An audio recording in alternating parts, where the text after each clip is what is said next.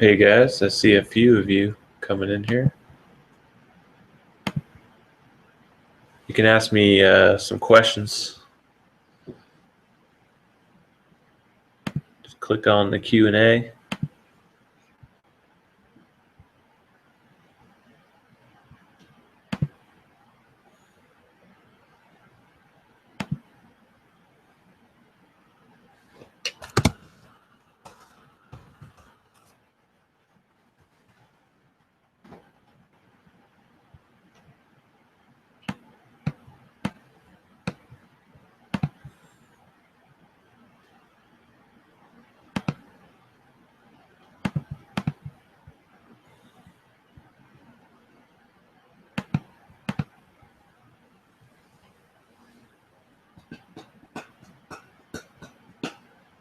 Hey guys, how you doing?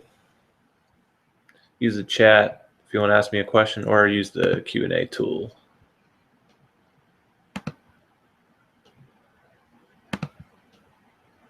Tommy, what's up, Tommy from Finland? What time is it there?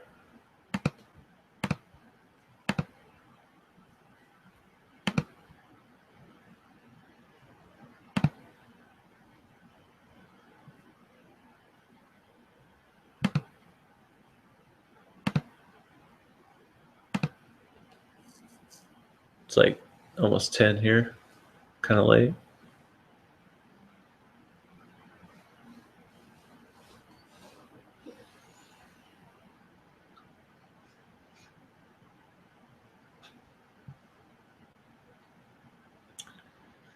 Jacob, what's up? Hey Joey, how you doing? Did you ever make it to Vegas for vacation? Actually, I did not, unfortunately, because our company decided to announce Nail the Mix, and so I had to do that instead, and I had to cancel my trip. But I think Nail the Mix was worth it. So 5 a.m. Jeez, what are you doing up at 5 a.m., bro? David asks, how is your evening going? It's going pretty swell. I could use a refill on my drink.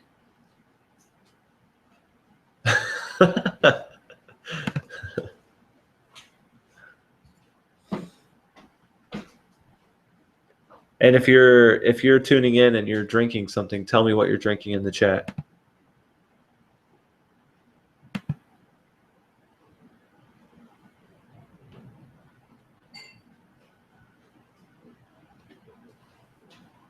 And you guys can ask me questions as well.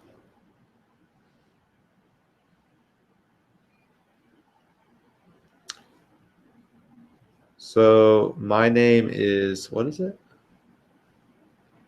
Hey, how do I say that? Ank L Junior. How you doing, bro?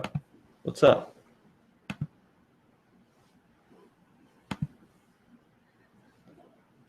Okay, the new Ask Alexandria song is sick as hell. Great job. Thanks, Jake. Took forever. That song took literally forever, probably a year. AMFK says, hey, what's up, Joey? Hope all's well. Looking into some string sample libraries, preferably in Contact. Any recommendations? I'm drinking Two Hearted from Bell's. Dude, Two Hearted is great. Love that. By the way, you should check out Symphobia 2. Symphobia 2 is great for strings. It's awesome. And it's for Contact. Uncle Junior. Okay. Now I can say it. Uncle Junior, man. What's up, Uncle Junior? Today I bought an M Audio. Congrats, bro.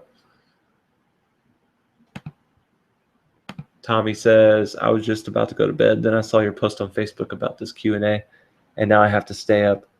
I'm drinking Xante with a splash of Mountain Dew. How do I say this? Xante? Xante? Xante with a splash of Mountain Dew. Sounds interesting.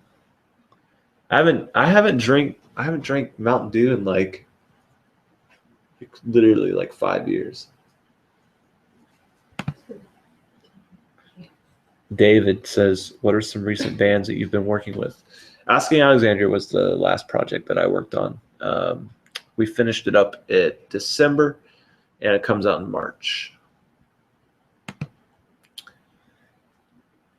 This guy, how do I say his name? Jedidia? Gosh, some of you guys have like the hardest names to pronounce. What have you been listening to lately? The Weeknd, honestly. It's true. Coldplay. New Coldplay album is fucking awesome.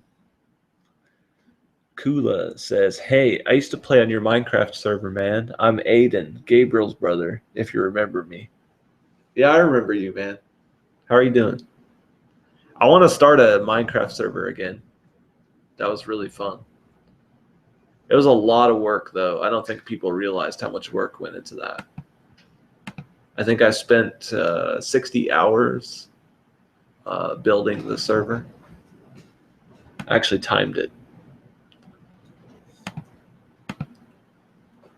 Brian Joe says, what do you think of this new Icy Stars? New Demons is the best, in my opinion. I actually heard that a couple of hours ago. If you want my honest opinion, like, I think the first part of the song is great until the band comes in. Like, I don't want to talk shit on them because I love those guys and they're my friends, but they should just keep the song like electronic, because it was sounded sick until it got to like the band part. Now the band part, like later in the song, there's like a really cool like riff down type thing that I like a lot. So, but overall, it's a great song. I mean, Devin's never sounded better, and now that he's screaming, it's very interesting, especially for their fans. Uncle Junior says, today I bought an M Audio Project Mix interface. It has faders, and this will be the first time I can use faders in my mixing career. I wonder, how do you mix with faders in contrast to just using the mouse? Do you use passes? I'm using Cubase. Thanks. I think there's a lot of different techniques for doing it. There's a lot of different automation editing tools nowadays that you can use to kind of like draw in your movements. For the people who like to vibe it out and like move stuff around, you definitely need like tactile controls, but I have never been that type of guy. I've always been in the box. So my entire workflow is based on using a mouse. I wouldn't really know what to do with a bunch of faders, to be honest with you. But try it out, because maybe you'll unlock some kind of creative inspiration inside of you. Kula says, that would be amazing. Minecraft has pretty much died for all of us once the server went down. I'm still waiting on the world download link. Dude, I put that link out. I wonder if I can find it real quick. I'm pretty sure it's on my Google Drive. Let's try it.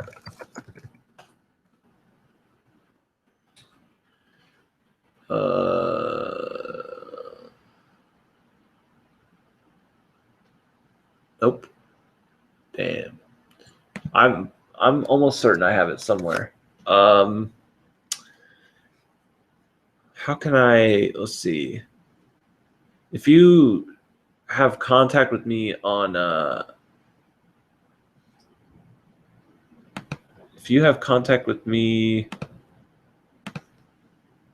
Facebook or Twitter, just remind me to look for the world download link. I'll get it to you for sure. All right, cool. Jacob says, question about interfaces. I've been using an Inbox Gen 3 for a few years. Do you think it would be worth upgrading to something along the price range of the Apollo Twins, or would I need to upgrade to something much more expensive to hear the difference? I think as far as multi-track recording goes, because you're probably only recording one or two instruments at a time, you're going to want to look for the best kind of interface that allows you to either record drums or not record drums. You have to sort of make that decision. Like, are you going to have enough gear and enough channels to actually record drums and do it seriously? Or will you just do everything except for drums, and then you either go somewhere else to do drums, or you either program drums or whatever? So that's the first decision I would make. I don't think you're going to notice a huge difference just jumping from small interface to another small interface to another small interface. That big jump doesn't really happen until you like get into like I don't know, like really expensive DA gear or AD gear, like Burl Mothership or something like that. But I mean, you're talking like $8,000. Oh crap! Hope the power doesn't go out.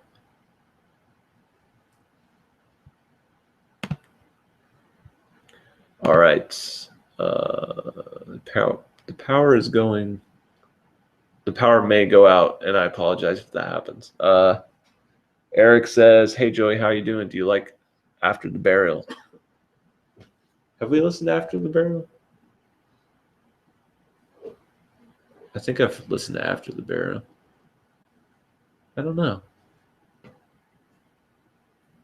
I listened to like the power is going out.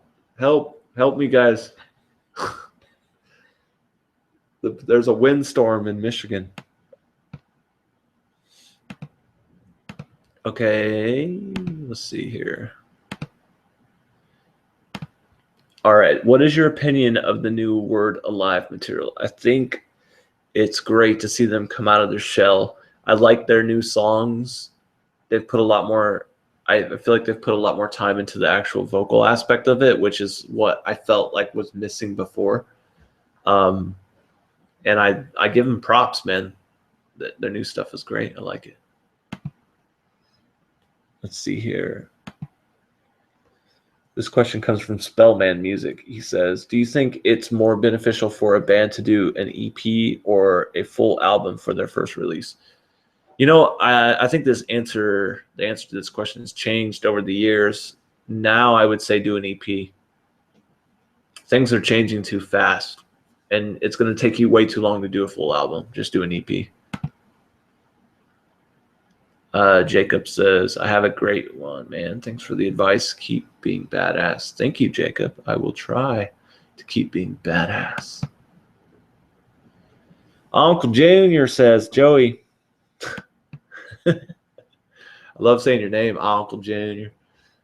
Joey, do you write any of your own music? I watched your studio pass, and when you were showing your old pictures from a friend's garage, you mentioned making some music. How did you approach songwriting? It's been a while since I've made my own music, but I do have some stuff out.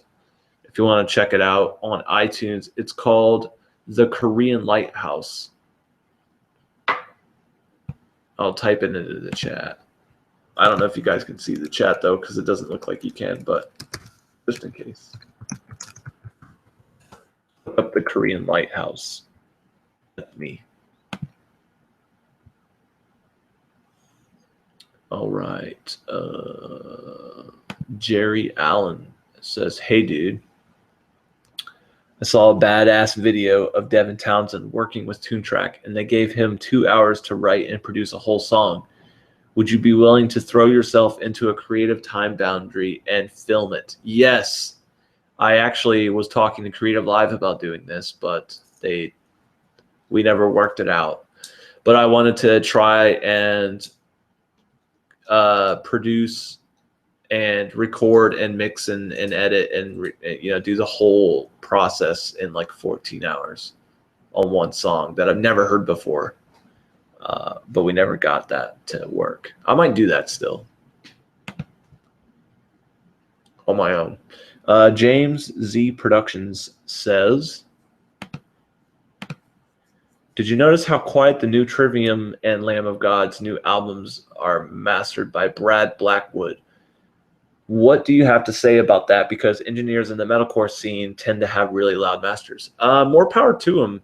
You know, there's a couple of technologies coming out now called Soundcheck, for example, and there's some stuff on YouTube and Spotify that are controlling the volume of playback across the entire system. So you have, as an artist, you have no control of over what volume your song is going to be. They're volume matching every playback. Now, what happens is if you master your song too hot and it does the volume matching thing that it does, it actually makes it sound quieter because everything has been squashed and then it gets moved to match the volume level and it becomes quieter. It's kind of hard to explain, but that's essentially what happens. So you can get, if your music is being consumed largely on Spotify, YouTube, and other services that stream audio, it's controlling the volume before it even gets to you. And that is why it's going to defeat the loudness wars that we're currently in. So, you don't need to master your stuff that loud anymore, but it depends on how the music's going to be consumed, which you also have no control over.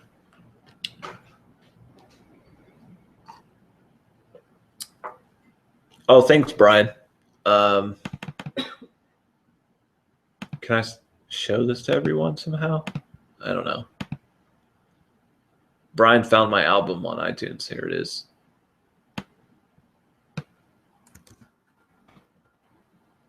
I'm going to put it in the chat if you guys can see it. All right. Whoa, we got lots of questions coming in here.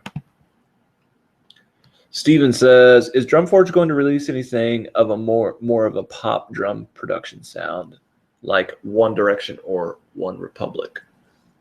Yes, we are. And I can't say anything more than that. So stay tuned.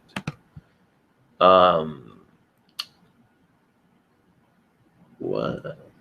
I don't know how to say this, so I'm not going to. Hey, Joey, I recently have been struggling with getting my songs to sound good in mono. Do you have any tips to improve this? Kind of a simple question, but for me, it's still a bit of a concept.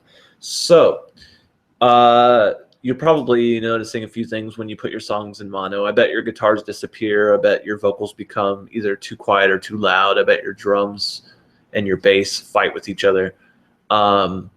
These are signs that you're being tricked to think that your mix sounds good when it's in stereo when it actually doesn't.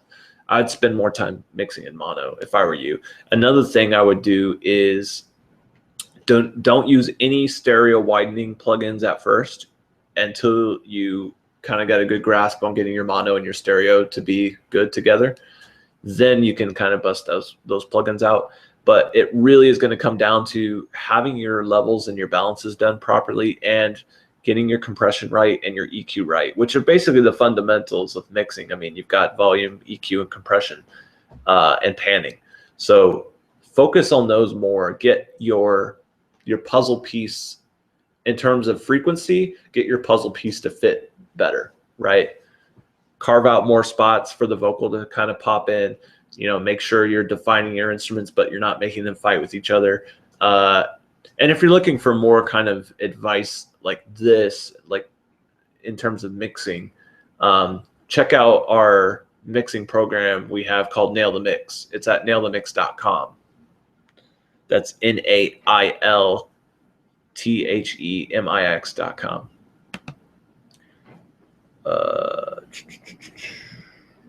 Let's see here. Arthur. Whoa. What was that?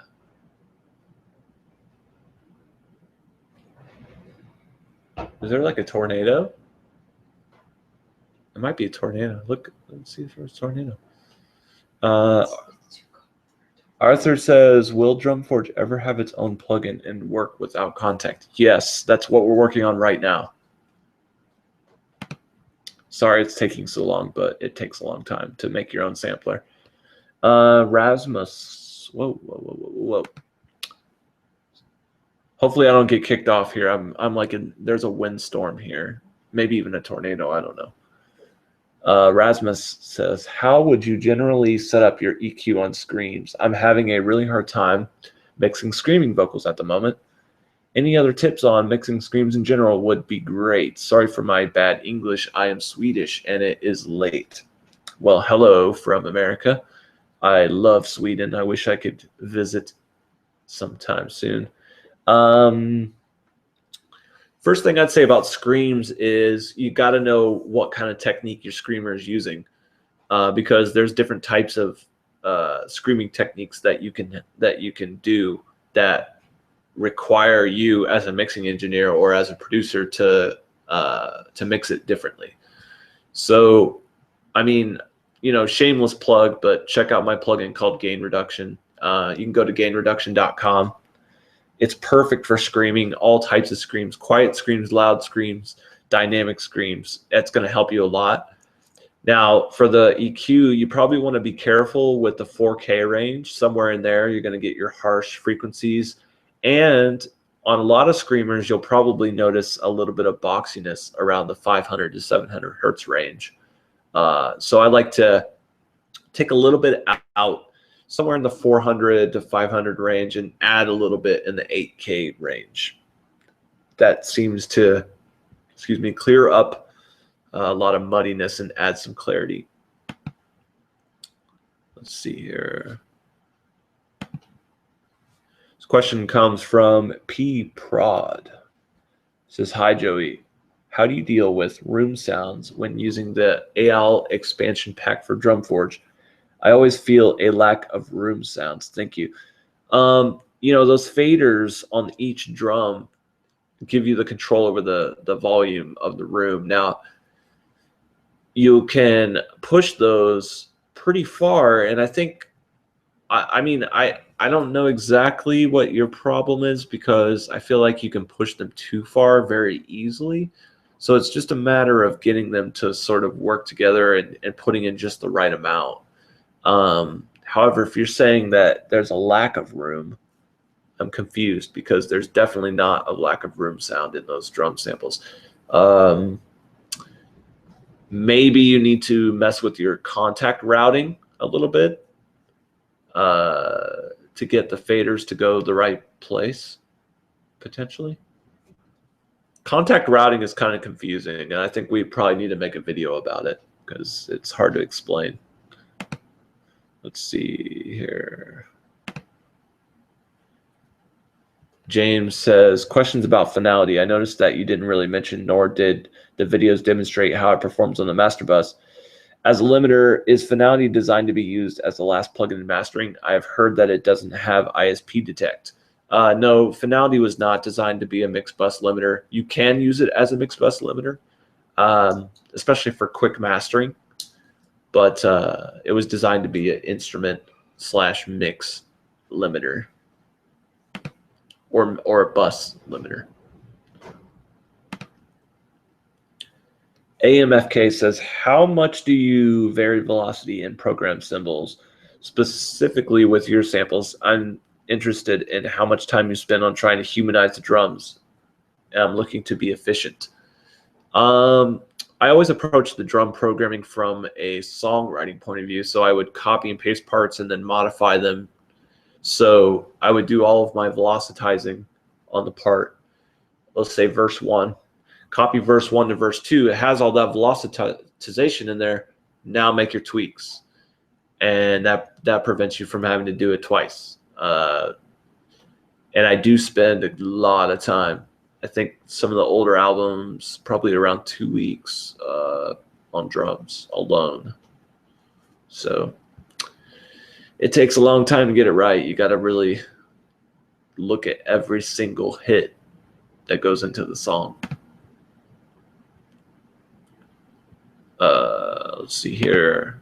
Jerry, JST clip for the win, hashtag. Thank you, Jerry. For sure, JST clip rules. I still use that plugin, obviously. Let's see here. Kenny, I'm using the AL Levy drum expansion. What would be a good way to create a fake drum room?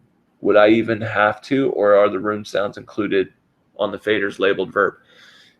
You really should not have to make a fake drum room. You should be able to use those faders to build essentially what is a good drum room.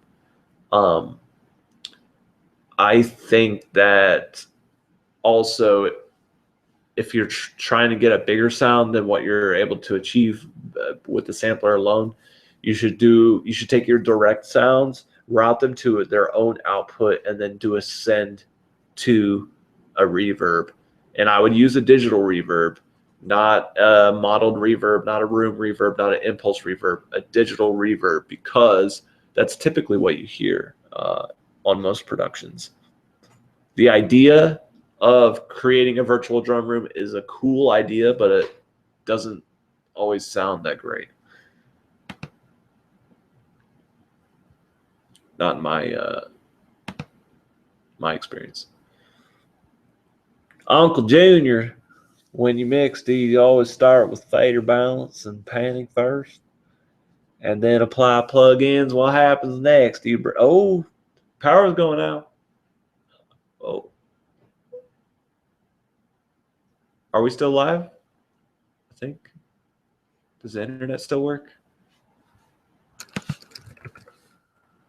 We're hanging on by a thread here.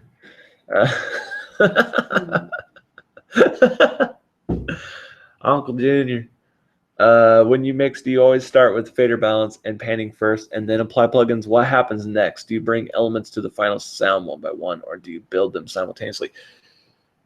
It's a little bit of a long-winded question, so I'm just going to say, and sorry, but I've answered this question amazingly, better than I'll ever be able to answer it again on Nail the Mix. You got to go to nailthemix.com. Join that program, because we spent so much time trying to teach you guys how we mix that I don't want to repeat. Well, I can't. I mean, on Nail the Mix, we'll do like 8-hour session live, and you watch us mix a song. So you get to see how we do it from start to scratch, or from start to finish.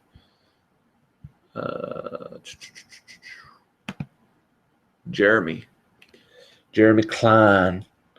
How valuable do you think record labels are to young bands nowadays? Well, if you're a young band, and I'm gonna stress young band, probably don't have any business experience or capital, so they're very valuable because they have experience in capital.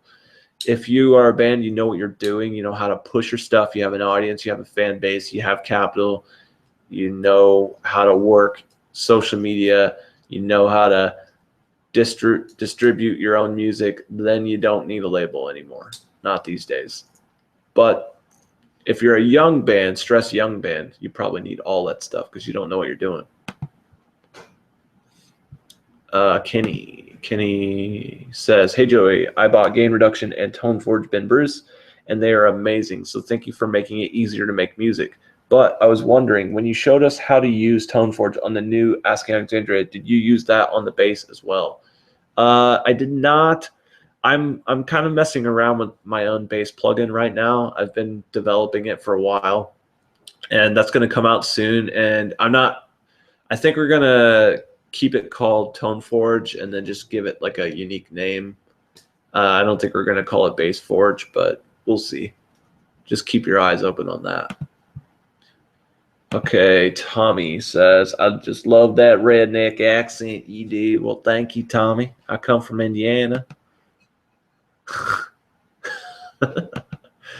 Tim, when using the RME Fireface 800, how do you set the analog level in and out, specifically on your unit?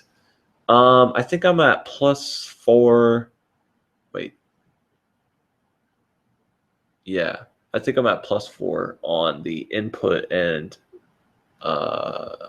not +4 on the output, but I can't remember what that's called. Or maybe it's the other way around. Shoot, I don't know. I'm a terrible human being because I don't know the answer to your question, Tim. Damn it. I don't know. It's been 2 years since I changed the settings, so sorry. Let's see here. Aslam. Hey Joey, first time at your Q&A stuff. Kind of cool. My question is pretty newbie. Hey, any question is a good question. I heard that every chorus must have a few double tracks of main vocals to get it fatter. Is that true? Especially for Linkin Park and Hollywood Undead style courses. Yes, absolutely. especially anything on the radio has probably got doubles. You should double your courses a couple times. All right, Arthur, what can we expect to see from Nail the Mix in the future? There's a lot of cool stuff coming up. In March, we are doing a Chunk No Captain Chunk song. And Bert, I think, is actually going to join us, hopefully. Bert is the vocalist and also the mastermind behind the band. In April, we're going to be doing a... Power's going out here. In April, we're going to do a fully hybrid Nail the Mix where we're going to use analog gear and plugins. And we're going to do it at a different location. So that should be very exciting. Also, we will be doing... we're going to try and get guest mixers on. However, you guys got to realize that a lot of mixers don't really want you to know how they mix. So it's going to be very challenging for us to convince them to do it, but we're going to try. All right, Joe Sturgis. Oh, shit. The power is going out. Fuck. All right, Joey Sturgis, what do you think about Ghost? Would you ever want to work with them? What did you think about the production work on whatever their album is called? Any thoughts on the production work on Good Morning Restrained or Magna Cartel? I'm not 100% familiar with Ghost. I don't like the fact that they just won Best Metal Performance because I don't think they gave the Best Metal Performance, especially out of all the nominees. That, like, how can you deny Slipknot of that position when you listen to their album and his voice literally fucking jumps out of the speaker and grabs you in the throat and then chokes you and brings you back and then decapitates you, like, and then the Ghost song just sounds like my grandpa singing in the shower. All right. Salvatore says, how do you mix strings? I like to use linear phase EQ.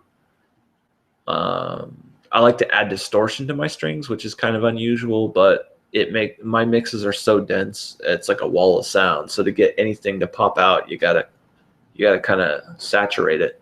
So I like to use distortion plugins on strings, actually. But don't take me the wrong way. If you're mixing a song that only has strings and that doesn't have a bunch of other elements, you don't need to do the distortion stuff. Let's see here. Brian Joe. YouTube effed up my mixes many times, lowering the master volume. How do I safely deal with that? They stream at 128 kilobits per second, no matter what resolution we are in, but when we download it, it will become normal.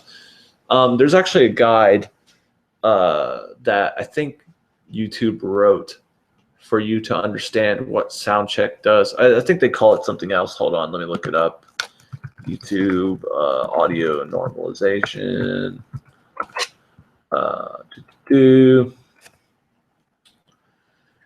Normalize audio. Loudness normalization is happening now. YouTube loudness normalization. What do they call this?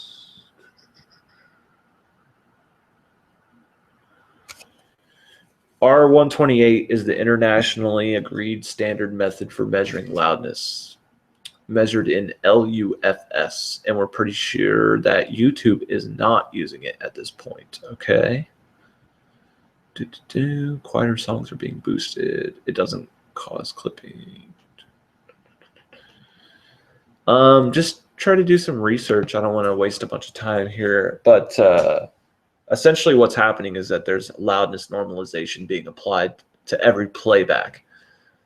This is so that the person who is using YouTube doesn't hit play on a extremely loud fucking song after listening to a quiet song, and then it scares the shit out of them, and then they go and complain to YouTube, hey, why does your video player hurt my ears?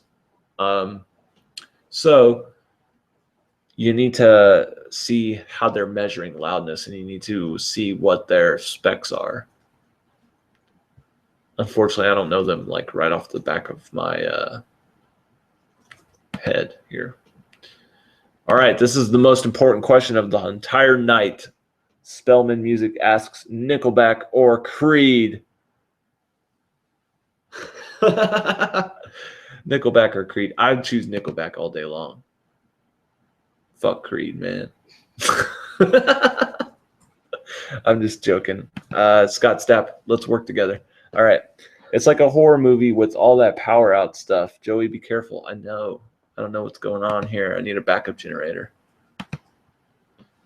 Uncle Junior says, nice. I will definitely join.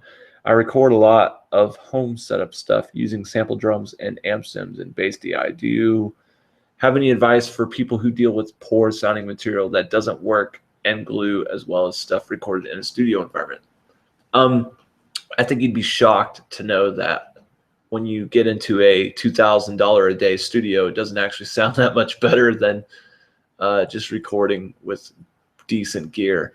A lot of it's kind of like an extra 10% thing, you know? It's like you put up a drum room mic, and yeah, that drum room mic's going to sound fucking amazing, but it's probably only 5% audible in the mix anyway. So Nail the Mix is interesting because we give you quality files, so you actually get to test your skills as a unique mixing engineer. You're no longer held back by shitty recorded audio or stuff that's been made in a bedroom. You get to work with stuff that was actually recorded in a nice studio, and so you can see like where your skill level is. You know, that's one of the cool things about Nail the Mix. By the way, if you're just now tuning in or you're not familiar with Nail the Mix, check it out at nailthemix.com. Nailthemix.com. Nailthemix.com. Alex. Hey, Alex, how you doing? Hey, Joey, what do you think is best way for marketing yourself in the studio? It's a good question. I would say just be present. You need to kind of be out there. You need to be in the place where your clients hang out. And that might be shows, that might be forums, that might be chat rooms, that might be, I don't know. Hopefully you have a local venue where a lot of bands come through. Go to every show and try to talk to anyone you can. Word of mouth is a powerful, powerful, powerful marketing tool.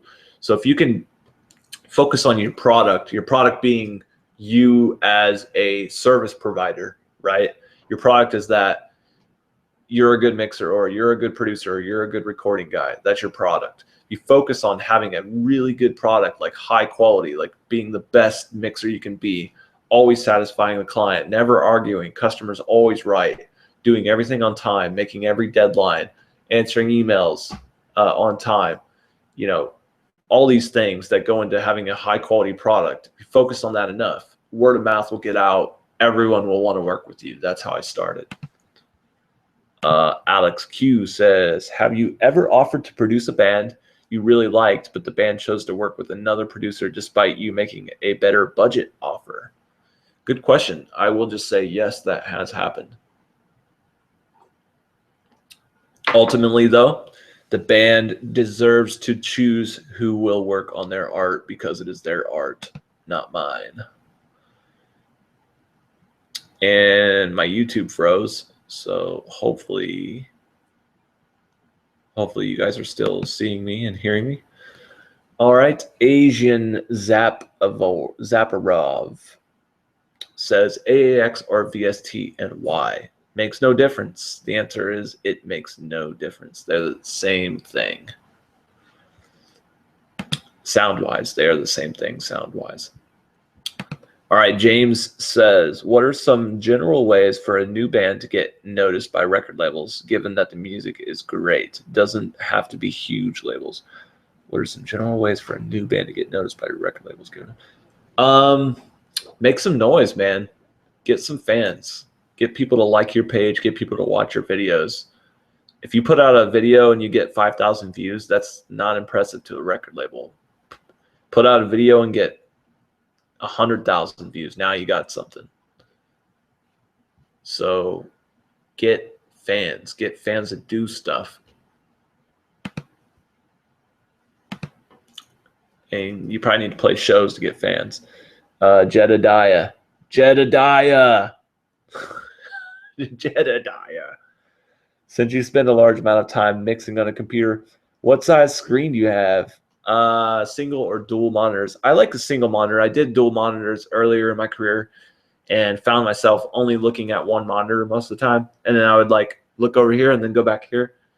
So I got sick of that and I got tired of squinting. I have really bad eyesight. I don't know if you could tell, but I can't see anything. I have a 43-inch screen now and everything's freaking gigantic and I love it. And I switched to single monitor and I just use a key now. I press a key on my keyboard, changes my whole screen to what I would normally had to turn my head for. Just press that key and my whole screen changes. Press the key again, it goes away. And that's all I need. I'm going to go down here. There's so many questions. Holy crap. Thank you guys for tuning in, by the way. I just decided to jump on here for no reason at all.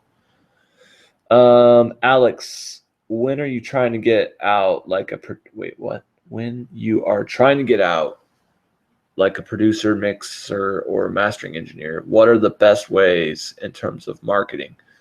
I kind of answered this a second ago, but just to recap, you got to be where everything is happening. You got to go where the bands go. You got to hang out where bands hang out. You got to go and meet people and shake hands and present yourself as a cool person, but don't be a punisher. You know, just be approachable. Michael Ramaz. Hey, how's it going, bro? He says, hey, Joey, besides having a well-tuned drum with a hard-hitting drummer, how would one achieve a huge snare sound heard on most metal records these days? Feels like something's missing even with EQ and compression. You probably don't have the drum tuned or the guy's not hitting the drum hard enough because that's the key ingredients. I will tell you that it's not every day and it's not every drummer that you're going to hear it. For me, it took years before I actually met a drummer that knew how to really hit a drum. And it doesn't make any sense. I can say this all night and you're not going to get it until that one guy walks in your room and just hits a snare drum just the right way that it just sounds perfect. Not everybody has that gift. So I don't know if you really you're saying that the drum is tuned well and that the drummer is hitting hard, but maybe not. Like you might not have heard it yet. I promise it's out there. Salvatore says, thanks for answering my questions. You are welcome, bro. Salvatore says, how do you feel about stem mastering versus stereo mastering? I like to stereo master. I think stem mastering is cheating. You're trying to ask the mastering engineer to do some more mixing for you. I think that's bullshit. I don't like it. I will request stems, though, if I feel like I can fix one small thing that's not a big problem. Like if the snare is buried, I'm like, hey, give me the stems. I can make it better. Not a big problem. Alex Q, can you go into depth of how making extreme lifestyle changes during production can affect the recording process? I talked a little bit about this on the podcast and also on my Creative Live. The basic concept is this: is like when vocalists are going into the studio, they freak out a little bit. They're like, oh man, I want to sound the best I've ever sounded. So I'm going to quit smoking and I'm going to stop drinking and I'm going to eat corn and I'm going to do yoga every morning and all these weird shit things that they've never fucking done in their life. And they wonder why they sound like shit. It's because they changed everything that they're doing. And I always say, like, don't do that. Just keep being you. I think drastic lifestyle changes can totally screw up your psyche and your ability to perform. It changes your state of mind. It changes your creativity. It changes. It can even physically change, how you're vocal cords work and stuff like that. So sleeping schedule, all those kind of things are important. I always try to bend to, if I get a musician that comes in and they're like, yo, man, like I don't want to wake up before 2 p.m. All right, that's cool. I'll get on your level. Or maybe you get somebody comes in and is like, oh man, I wake up at like 7 a.m. every day. It's like, okay, I got to get on that level, whatever it takes to get the good results. I think that's what you got to do. But a lot of people buy into this illusion that if you change your life for the better, you start eating salad and stop smoking, that your vocals are going to get better. And it's just not true. Whew. My throat's starting to hurt here. Okay, let's see. Cody Jones. How difficult is it to generate a following without playing shows? I've been contacting popular YouTubers and some are using my tracks in their videos, but it still seems like a very steep hill to climb. How difficult is it to generate a following without playing shows? That is pretty hard to do. You need to be really unique. There's got to be something about you that's memorable. You want someone to look at your branding, your graphics, your images, whatever, your band name, and never forget it, which is obviously easier said than done. There's a guy called Nick Saleno, something like that. Look it up. You'll look at this guy, and you'll literally never forget what he looks like. Perfect example of image branding. He's this guy that looks like a weird, like, scene kid, but when he sings, he has this super deep, rich voice. Kind of reminds me of, I don't know, like a modern day Sinatra, but with more talent. Unfortunately, I not trying to talk shit on Sinatra, but with the ability to do more shit with his voice, and he's an amazing singer. He is, he doesn't play shows. He's pretty much a solo project, and he's getting a lot of attention just because you look at this kid and you're like, oh, what the hell? Like, this kid looks weird, and I'll never forget what he looks like. So, I don't know. Hopefully that answers your question. Skies of Gray 1996. What's your favorite or most used plugins on vocal screens? I like my signature vocal compressor called Gain Reduction Deluxe. You can check it out at gainreduction.com. That's what I use on Screams. I like to use, I don't know. I don't do anything crazy. Gain Reduction Deluxe, Q10, stock reverb, stock delay. Doesn't have to be more complicated than that. Sometimes a multiband compressor helps get rid of the muddiness. You can filter that out a little bit or compress that.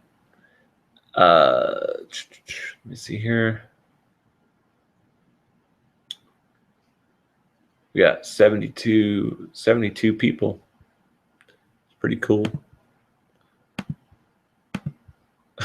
Where do we post questions? If you're not sure where to post the questions, I think there's a Q&A button. Pretty sure. All right. Alex Q says, what do you think about singers using heavy backing tracks during live performances, especially at the beginning of their tour cycle? Bring Me the Horizon comes to mind. I mean, I probably should bite my tongue on this, but I don't like what's going on now. That's all I'm going to say. I don't know how to say this. Ertugral or Tugral.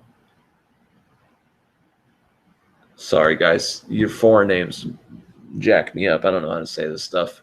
Oh, where'd it go? This question disappeared. Oh, well. I'll find it in a second. I'm sure.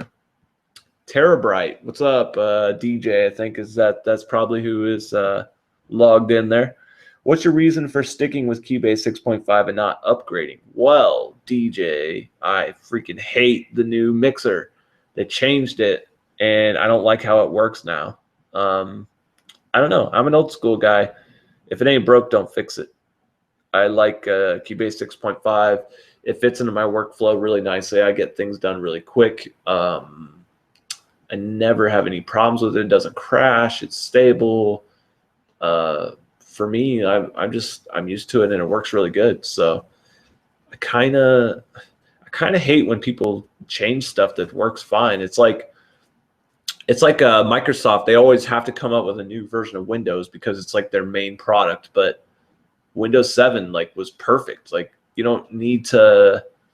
I don't know what Windows 10 is, but I think it's crap. It's like, why do you even need to do this? Just keep it Windows 7. But such is life. Things have to change. I probably don't see myself changing from 6.5 anytime soon. So I don't know where you're at, but I think they made it impossible to buy 6.5 now, which is really upsetting. I wish they wouldn't do that, but they've got to do what they got to do as a company.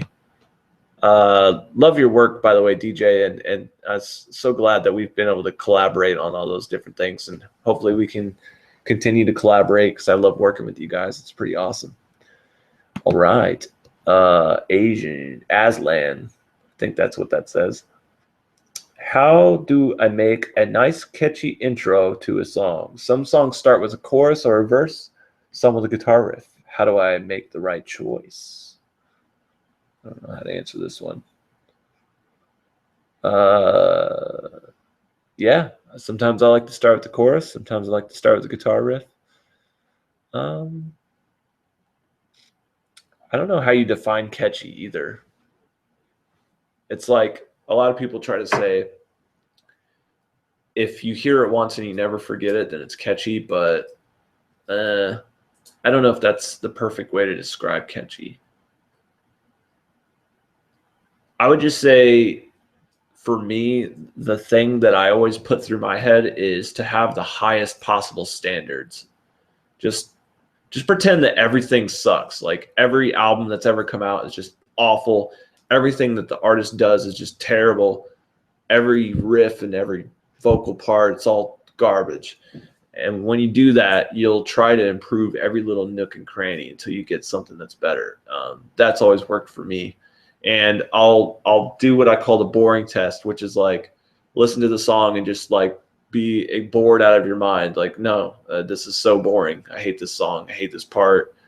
When is this part going to end? It's so boring. And then my mind starts to like create fun and excitement.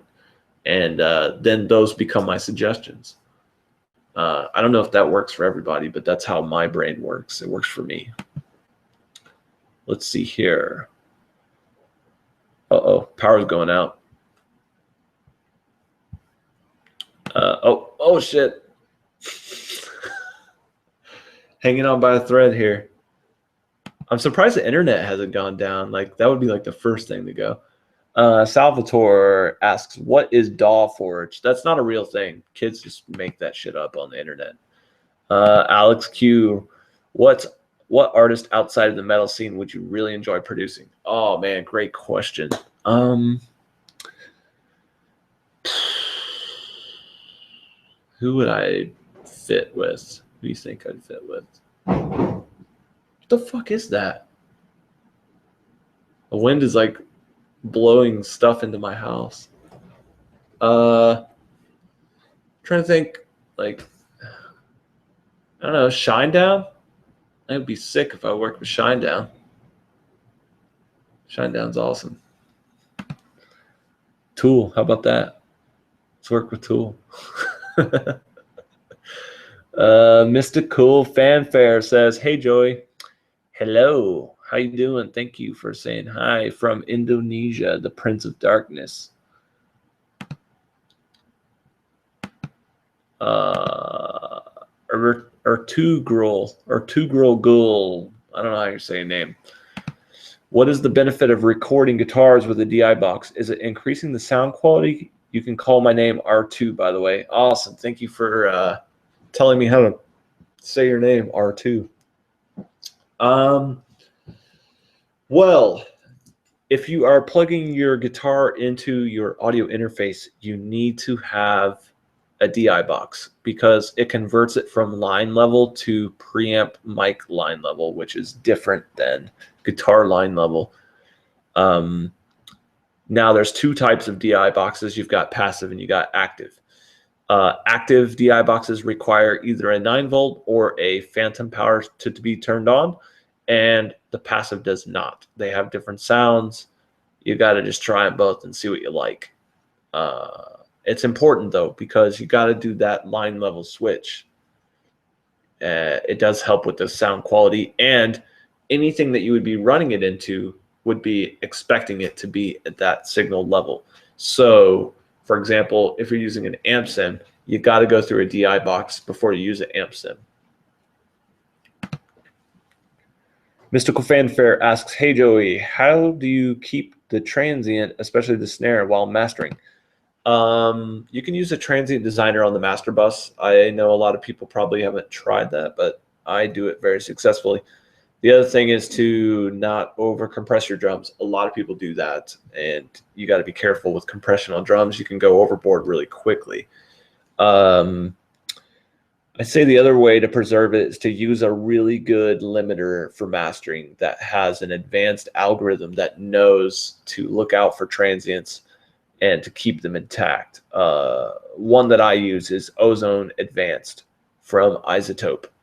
It is a great, great, great limiter. My God, these questions never end. I might have to call this off here in a second. Let's see here. Alex Q says, do you recall the moment in which you realized you had been producing rather than simply mixing and mastering? How did your workflow evolve, and was it officially offering the producer service overwhelming at first? I think it was a natural progression.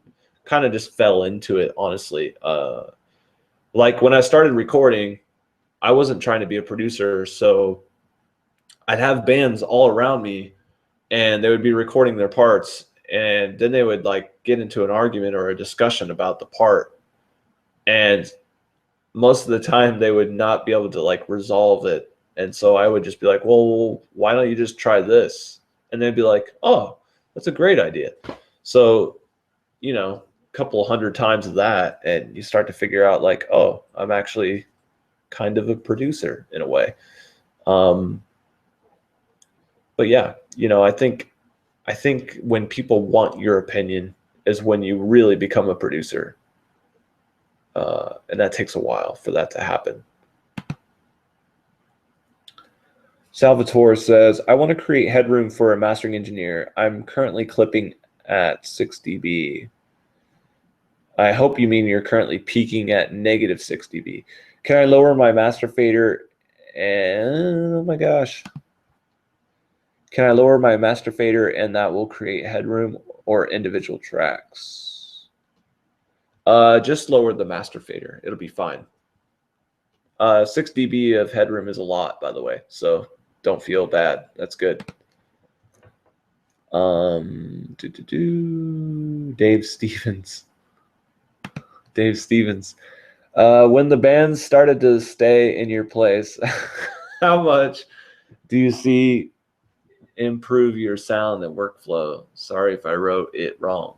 Wait, that's not, hold on. What the fuck? That's not the question I wanted to click on. Hold on. This question comes from Alex. He says, when the band started to stay in your place, how much do you see they improve your sound and workflow? Sorry about that.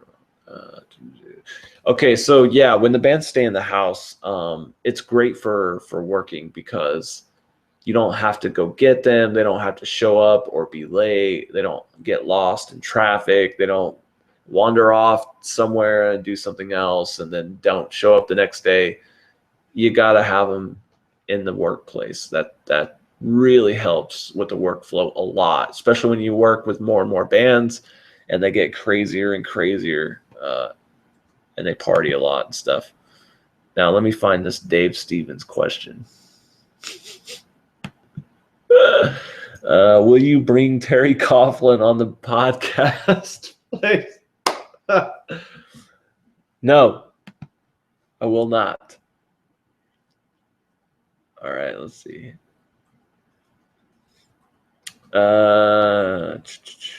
Man, there's so many questions. Hold on, guys. I'm going to drink something here.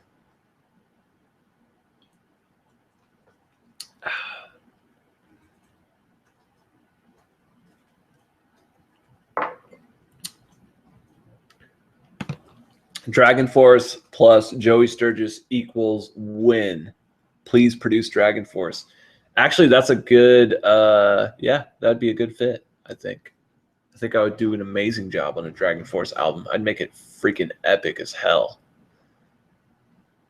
Not that they're all not already epic, but, you know, I'll make it more epic with freaking car crashes and explosions and stuff.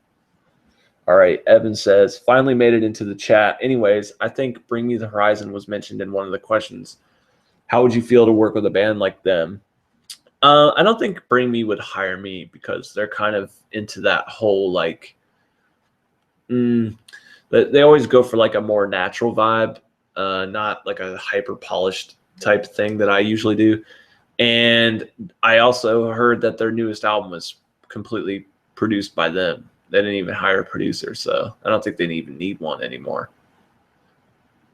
So I say nay. But if they wanted me, I would definitely talk to them and be like, yeah, what do you want me? Why? You know, let's talk. But I don't think they would. All right, Merlot or Cab by Jerry. I think I'm drinking a Merlot right now. I love Merlot. It's better than Cab most of the time. But if you get a really nice, expensive Cab, they're usually, they outclass Merlot very quickly. But they cost more money. Eric Tails. Oh my God, the power. Are we still here? We're still here. Oh, don't die. Eric Tail says, you already had a conflict with someone who you're working with. How do you deal with it? So, I mean, you know, you handle it like an adult. It can be tough too, because in the music industry, there's a lot of people that are very informal, and a lot of people that just don't have any sort of training or background for what they're doing, you know.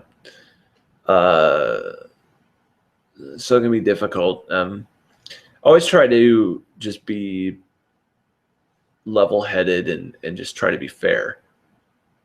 I feel like, you know, treat people how you want to be treated. It seems to make the most sense. Now, I mean, obviously you can't, you know, nobody's perfect. You're going to get mad. You're going to say things you wish you never said. But, you know, if you just try to approach it from like a put yourself in other people's shoes point of view, then you'll go pretty far probably. Don't get walked over though. Yeah, bro. Let me see here. Oh, I understand this now. People can upvote the questions. So like the ones that get more points go to the top and they will be asked because I will see them better. That makes more sense. So if you guys see a question that you like, upvote it. I think you can upvote it, right? Can you upvote it? Is there a thing? Hold on, I'll be right back. Oh, yeah. So just click on the little +1 or +2 or whatever. Okay. A few more. Oh my, holy crap. There's like 30 questions. Oh man. What have I gotten myself into? All right, David. Joey, I want to be a great producer or engineer. My problem is I don't have any money right now, and I wish to learn as much as possible. What would you suggest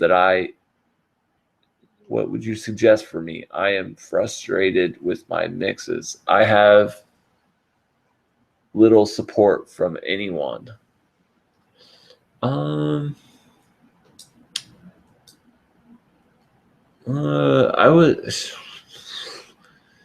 mean, I don't know if this is a lot of money for you, but $19.99 a month is what we charge for Nail the Mix. And anyone that has subscribed to Nail the Mix has been like, wow, this is the most I've ever learned about mixing in my life. And I only spent like $19.99 on it. So, I mean, I feel like what we're doing is powerful.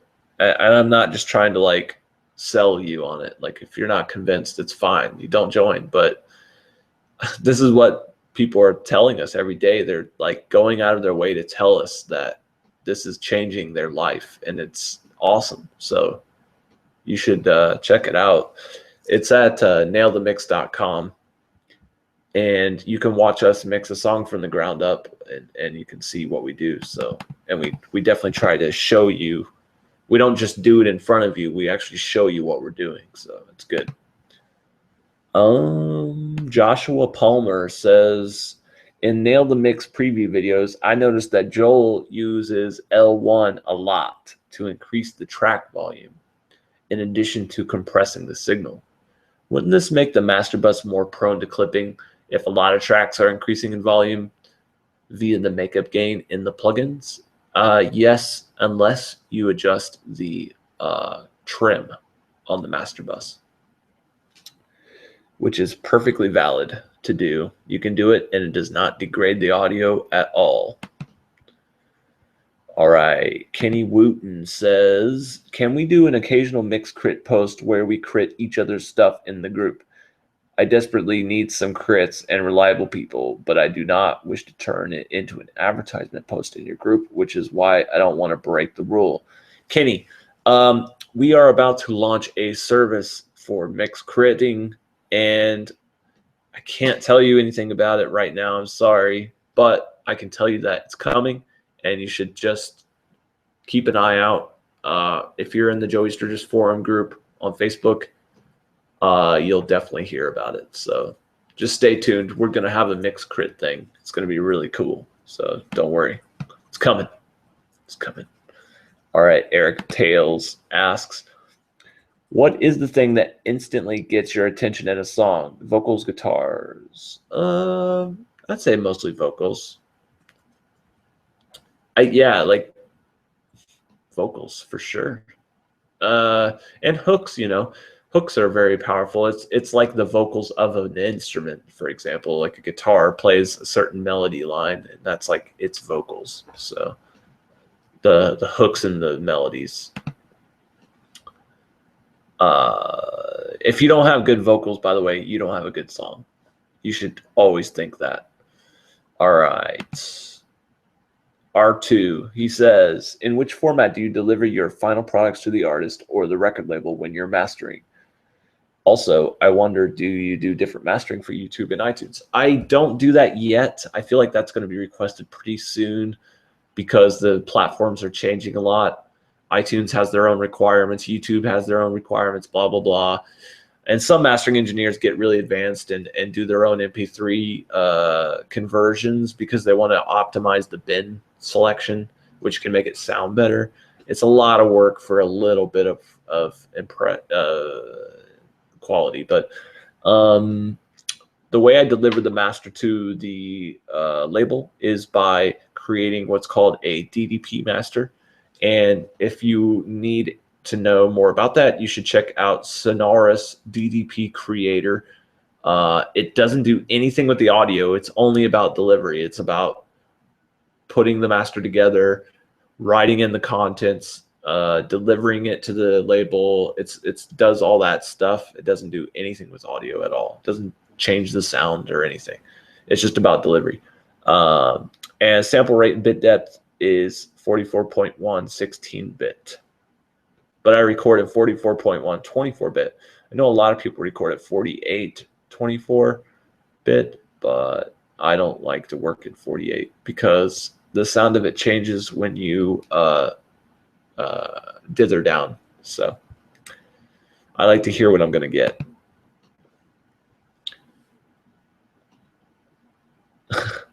Jerry Allen, hang up now. You're all fucked and for all night. So go get some rest. All right. Thanks for the advice, brah.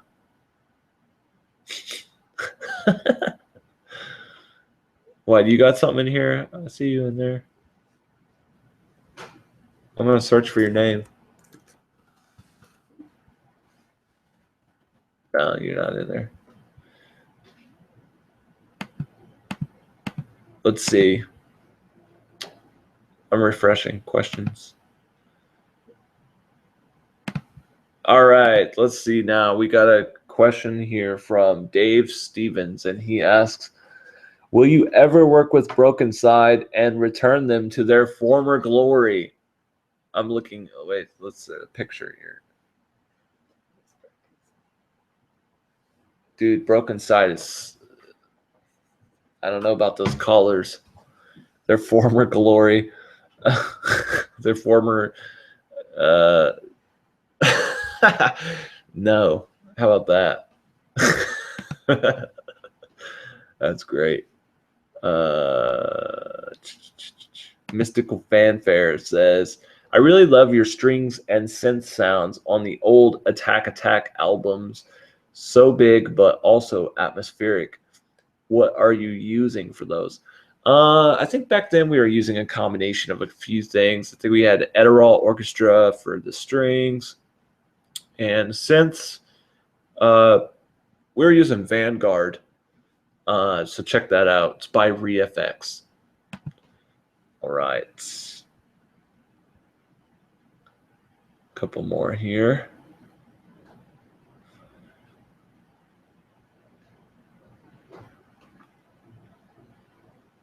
R2 asks, I didn't catch the last Q&A, and I will bore you with my questions again. So how do you do your gain staging? Do you lower your input when recording or lower your pre-fader on Cubase when mixing, or lower the pre-fader from the master bus? I lower the pre-fader from the master bus. I like to mix what's called relative unity. The reason why I do that is I know that if I want to make something 3 decibels louder, I can just go 0 + 3 and I get my 3 decibels louder. But however, that requires the master bus to be calibrated much lower because the output volume of all the tracks combined becomes too loud. So if you really want to dig into my workflow and my gain staging, check out nailthemix.com, join, and you can purchase my session from December where I actually walk through the whole process. But you have to be a member to purchase it. Okay. All right, guys. I think I'm going to jump off here. I'm getting a little bit tired. It's getting late. I've been on here for a couple hours. Thank you guys for tuning in. I want to try to do more of these. I'm just trying to see if people are interested in this kind of stuff. So figured I'd do this and see what kind of response we get. So if you like this, let me know. Please like the video and share and subscribe and tell your friends. Peace out, bros.